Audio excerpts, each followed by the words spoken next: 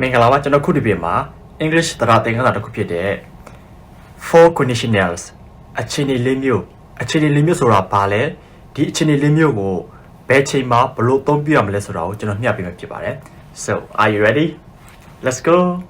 ကျွန်တော်ရဲ့ channel နဲ့ကြိုဆိုပါရစေကျွန်တော်နာမည်ကတော့အောင်ခွင့်မြင့်ပါကျွန်တော်ကတော့အင်္ဂလိပ်ဘာသာစကားနဲ့ပတ်သက်တဲ့ဖူးသူရတွေကိုကျွန်တော်ရဲ့ YouTube channel နဲ့ Facebook page ကနေအမြဲတမ်းမျှပေးနေဖြစ်ပါတယ်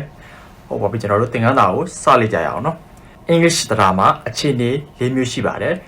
နံပါတ်1က0 conditional လို့ခေါ်တယ်3 conditional ပြီးတော့ပထမ conditional ဒုတိယ conditional တတိယ conditional ဆိုပြီးတော့အခြေအနေ၄မျိုးရှိပါတယ်အဲ့ဒီအခြေအနေ၄မျိုးလုံးကတူတူလိုနဲ့လုံးဝကိုကွဲပြားခြားနာပါတယ်ဒီအခြေအနေ၄မျိုးလုံးမှာတူတာတစ်ခုကစာကြောင်းတစ်ကြောင်းရှိပါတယ်ကျွန်တော်တို့အခြေအနေကိုဖော်ပြတဲ့စာကြောင်းရဲ့ဒီအခြေအနေကြောင့်မလို့ဖြစ်ပျက်လာတဲ့ဖြစ်ပျက်မှုကိုဖော်ပြတဲ့စာကြောင်းဆိုပြီးတော့စာကြောင်းတစ်ကြောင်းရှိပါတယ်ဒီအခြေအနေကိုပြတဲ့စာကြောင်းကို if ကိုခံပြီးတော့ပြောပါတယ်အခြေအနေကိုဖော်ပြတဲ့စာကြောင်းကို if ကိုခံပြီးတော့ပြောတဲ့အတွက် if clause လို့ခေါ်ပါတယ်အခြေအနေကြောင့်ဖြစ်ပေါ်လာတဲ့ဖြစ်ပျက်မှုဖော်ပြတဲ့စာကြောင်းကိုကျွန်တော်တို့ main clause လို့ခေါ်ပါတယ်ဟုတ်ပြီနော်အဲ့ဒါဆိုရင်ကျွန်တော်တို့0 conditional အကြောင်းကိုစပြီးတော့လေ့လာကြည့်အောင်နော်0 conditional လို့ခေါ်တဲ့3 conditional ကိုဘယ်လိုအခြေအနေမှာပြောလဲဆိုရင်ကျွန်တော်တို့အမှန်တရားတွေကိုဖော်ပြတဲ့အခါကိုတကယ်ဖြစ်ပျက်လာမယ့်အကြောင်းတွေကိုဖော်ပြတဲ့အခါမှာဒီ0 conditional 3 conditional ကိုသုံးပါတယ်နော်3 conditional ကိုပြောတဲ့စာကြောင်းတိစပုံကတော့ကျွန်တော်တို့ if clause ကို if plus present simple tense ကိုသုံးပြီးတော့ကျွန်တော်တို့ main clause ကိုလည်း present simple tense ကိုသုံးပါတယ်နော်ဟုတ်ပြီအဲ့ဒါဆိုကျွန်တော်တို့ဥပမာစာကြောင်းတွေကိုလေ့လာကြည့်အောင် if you freeze water it turns into ice if you freeze water it turns into ice မင်းရေကိုအေးခဲအောင်ထားရင်ရေကရေခဲအဖြစ်ပြောင်းသွားလိမ့်မယ်ဆိုလိုတာကျွန်တော်တို့ရေကိုအေးခဲအောင်အေးခံထားရင်ရေကရေခဲဖြစ်ပြောင်းသွားမယ်ဆိုလို့ကျွန်တော်ဖြစ်ပါတယ်ကျွန်တော်တို့အဲ့ဒါကကျွန်တော်တို့တကယ်အမှန်တရားဖြစ်ပါတယ်ဒီရေကိုအေးခဲအောင်ထားတယ်ဆိုတော့အခြေအနေတစ်ခုကြောင့်မို့လို့ကျွန်တော်တို့ရေကရေခဲဖြစ်ပြောင်းသွားတယ်ဆိုတော့ကျွန်တော်တို့တေချာတဲ့ရလဒ်ကိုပြောချင်တဲ့အခါမှာဒီ0 conditional ကိုသုံးပြီးတော့ပြောတာဖြစ်ပါတယ်เนาะဟုတ်ပါပြီကျွန်တော်တို့နောက်ထပ်ဥပမာတစ်ခုကိုဆက်ပြီးတော့ကြည့်လိုက်ကြရအောင်เนาะ if you work too much you get tired if you work too much you get tired မင်းအလုပ်တွေအများကြီးလုပ်ရင်မင်းပင်မလိုက်မယ်ဆိုလိုတာကကျွန်တော်တို့မင်းအလုပ်တွေကိုအများကြီးလုပ်တယ်ဆိုတဲ့အခြေအနေတစ်ခုကြောင့်မလို့အခြေအနေတစ်ခုဖြစ်ရင်မင်းပင်မလိုက်မယ်ဆိုတဲ့ဒီရလဒ်တစ်ခုကိုဖော်ပြတာဖြစ်ပါတယ်เนาะအဲ့လိုအခြေအနေမှာကျွန်တော်တို့0 conditional ကိုသုံးတာဖြစ်ပါတယ်ဒီဟာတစ်ခုလို့မို့ဒီဟာတစ်ခုတေချာပေါက်ဖြစ်မယ်လို့ပြောချင်ရင်အမှန်တရားတွေကိုပြောချင်ရင်ဒီ0 conditional 3 conditional ကိုသုံးပြီးတော့ပြောပါတယ်เนาะဟုတ်ပါပြီအဲ့ဒါဆိုကျွန်တော်တို့နောက်ထပ်ပထမ conditional ကိုဆက်ပြီးတော့လေ့လာကြည့်အောင်เนาะနံပါတ်1 conditional ကတော့ကျွန်တော်တို့ပထမ conditional လို့ခေါ်ပါတယ်ဒီပထမ conditional ကကျွန်တော်တို့ဘလို့အခြေအနေမှာပြောလဲဆိုရင်အနာဂတ်ကာလမှာတစ်ခုဖြစ်ရင်တစ်ခုဖြစ်နိုင်ရရှိတဲ့ဖြစ်လာလိမ့်မယ်လို့ပြောချင်တဲ့အခါမှာဒီပထမ conditional ကိုသုံးပါတယ်ဒီပထမ conditional ကိုပြောတဲ့အခါမှာသုံးတဲ့စာကြောင်းတိစပုံကတော့ကျွန်တော်တို့ if clause ကို if plus present simple tense ကိုသုံးပြီးတော့ကျွန်တော်တို့ main clause ကိုကြတော့ subject plus where ဒါမှမဟုတ်ရင် when not plus verb ကိုသုံးပြီးတော့ပြောရပါတယ်เนาะဟုတ်ပြီအဲ့ဒါဆိုကျွန်တော်ဥပမာစာကြောင်းကိုပြပြမယ်เนาะ if you come late I will leave you alone if you come late I will leave you alone မင်းလာတာနောက်ကြရင်ငါမင်းကိုတယောက်တည်းထားခဲ့မယ်ဆိုလိုတာကကျွန်တော်တို့တကယ်လို့မင်းသာလာတာနောက်ကြရင်ဆိုတဲ့အခြေအနေတစ်ခုဖြစ်ခဲ့ရင်ငါမင်းကိုတယောက်တည်းထားခဲ့မယ်လို့ဆိုလိုချင်တာဖြစ်ပါတယ်เนาะဟုတ်ပါပြီမင်းလာတာနောက်ကြလို့မို့မင်းကိုထားရတာမင်းလာတာမနောက်ကြရင်မင်းကိုမထားခဲ့ဘူးလို့ကျွန်တော်တို့အခြေအနေတစ်ခုကြောင့်မို့လို့အခြေအနေတစ်ခုဖြစ်လာလိမ့်မယ်လို့ပြောချင်တဲ့အခါမှာဒီပထမ conditional ကိုသုံးပြီးတော့ပြောတာဖြစ်ပါတယ်เนาะဟ or be not a umatakua. If it rains, I would take an umbrella.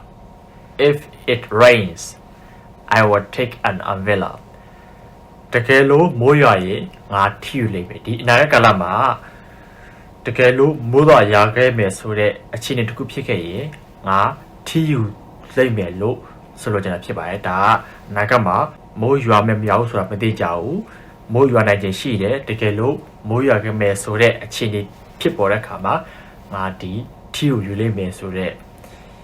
Yalla go popyajina pibaino. I look at the Kama tea, but about conditional, don't be your pair of pipare. Hope I ask you to do the conditional, Sapio, Lila Giano. Do the conditional, a take a lama, the cuckoo, pipia kerarego, allo, the keluda, the cuckoo pique, the cuckoo, pima velo, piogene kama, di, do the conditional, don't be your piolo yavare. Do the conditional. Don't be pure, I have disappointed general. If clause go, if plus past simple tense go, don't be general. Main clause go jaro. Subject plus would, Tamamoye, would not plus Pawango, don't be your pure no. Hope I as a general Umasajango, Pegio no. If I had a lot of money, I would buy a bigger house. If I had a lot of money, I would buy a bigger house. Takelo ngama paisa ni amyai shi ke nga po ji de ain de long ko we ke lai me so da ngama paisa amyai mashi ke lo mo atait kala do ngama paisa amyai mashi ke lo mo nga di ain de de be we ke de takelo da atait kala ngama paisa amyai shi ke yin nga di de ji de ain ko we ke lai me lo pyo chin de khama di dutiya conditional ko ton pi yo piao ta phit ba no. Hope bi as jano dutiya sa jang ko that pi yo le la chi aw no. If I didn't have a dog, I could go anywhere. If I didn't have a dog, I could go anywhere. ဟုတ်ပြီနော်ငါမှာခွင့်မရှိလို့ဆိုရင်ငါသွားချင်တာကိုသွားလို့ရခဲ့လိမ့်မယ်ဆိုတော့အတိတ်ကာလတော့ငါသူ့မှာခွင့်ရှိခဲ့တဲ့အတွက်သူသွားချင်တာသွားလို့မရဘူးတကယ်လို့ငါမှာသာခွင့်မရှိခဲ့ဘူးဆိုရင်ငါသွားချင်တာကိုသွားလို့ရခဲ့လိမ့်မယ်လို့ကျွန်တော်တို့အတိတ်ကာလအကြောင်းကိုစိတ်ကူးရင်ပြီးတော့ပြန်ပြောချင်တဲ့အခါမှာဒီဒုတိယ conditional ကိုသုံးပြီးတော့ပြောတာဖြစ်ပါတယ်နော်နောက်ဆုံး conditional တစ်ခုကတော့ကျွန်တော်တို့တတိယ conditional ပါတတိယ conditional ကိုဘယ်လိုအခြေအနေမှာသုံးလဲဆိုရင်ကျွန်တော်တို့အတိတ်ကာလကပြန်ပြင်လို့မရတဲ့အရာတွေကိုပြန်ပြင်လို့ရရင်ကောင်းပါပဲလို့ကျွန်တော်တို့စိတ်ကူးရင်ပြီးတော့ပြောတဲ့အခါမှာသုံးပါတယ်ဒီတတိယ conditional ရဲ့စာကြောင်းတိစာပုံကတော့ if clause ကို if plus past perfect tense ကိုသုံးပြီးတော့ကျွန်တော်တို့ main clause ကိုကြတော့ subject plus would ဒါမှမဟုတ်ရင် would not plus have plus battery ကိုသုံးပြီးတော့ပြောရပါတယ်เนาะအဲ့ဆိုရင်ကျွန်တော်တို့ဥပမာစာကြောင်းကိုဆက်ပြီးတော့လေ့လာကြည့်အောင် If I had woken up earlier I would not have missed the bus If I had woken up earlier I would not have missed the bus ငါတကယ်လို့သာအေးရဆော့ဆော့နိုးခဲ့ရင်ငါဘတ်စကားကိုလွတ်တော့မှာမဟုတ်ဘူးဆိုလိုတာကအတိတ်ကာလတုန်းကသူကဆော့ဆော့မနိုးခဲ့ဘူးအားကြောင့်မလို့သူဘတ်စကားကိုလွတ်သွားခဲ့တယ်ဒီအတိတ်ကာလကကျွန်တော်ပြန်ပြင်လို့မရတဲ့ဟာတွေကိုစိတ်ကူးရင်ပြီးတော့ပြန်ပြောတဲ့အခါမှာဒီတတိယ conditional ကိုသုံးပြီးတော့ပြောတာဖြစ်ပါတယ်เนาะနောက်တစ်ခုမှတစ်ခုက If I had studied more I would have passed the exam If I had studied more I would have passed the exam တကယ်လို့သာငါဒီတက်ပို့ပြီးတော့ကြိုးစားခဲ့မယ်ဆိုရင်ငါစာမှုပဲအောင်လိုက်မယ်ဆိုလိုတာကအတိတ်ကာလတုန်းကသူကောက်ကောက်မွန်မွန်မကြိုးစားခဲ့ဘူးစာကိုသိမကြိုးစားခဲ့ဘူးအတိတ်ကာလသာတကယ်လို့သာသူကဒီတက်ပို့ပြီးတော့ကြိုးစားခဲ့မယ်ဆိုရင်စာမှုပဲအောင်လိုက်မယ်ဆိုတဲ့အခြေအနေကိုဖော်ပြချင်တဲ့အခါမှာဒီ static conditional ကိုသုံးပြီးတော့ပြောတာဖြစ်ပါတယ်เนาะ ဟုတ်ပါပြီကျွန်တော်မျှဝေပေးခြင်းနဲ့ conditional ၄မျိုးအကြောင်းကတော့ဒါလောက်ပါပဲကျွန်တော်ကတော့အခုလိုမျိုးဘူးတူရရတဲ့သင်ခန်းစာလေးကိုဆက်ပြီးတော့ညှပ်ပြီးမှဖြစ်လို့မို့ကျွန်တော်ရဲ့ YouTube channel နဲ့ Facebook page ကို like တွေ follow တွေ subscribe တွေမလုပ်ရသေးရင်လုပ်ထားရဖို့ကျွန်တော်တောင်းဆိုချင်ပါတယ်ပြီးတော့ဒီဗီဒီယိုကိုကြည့်နေတဲ့ဆိုရင်အောက်က comment မှာ like လုပ်ခဲ့ပါဒီဗီဒီယိုကိုသင်ချင်းတွေကိုလည်းများများ share ပေးဖို့တောင်းဆိုချင်ပါတယ်ပြီးတော့ကျွန်တော်ခုပေးထားတဲ့အိမ်စာကိုအောက်က comment မှာရေးထားခဲ့ဖို့ဖြည့်ထားခဲ့ဖို့ကျွန်တော်အိမ်စာပေးချင်ပါတယ်so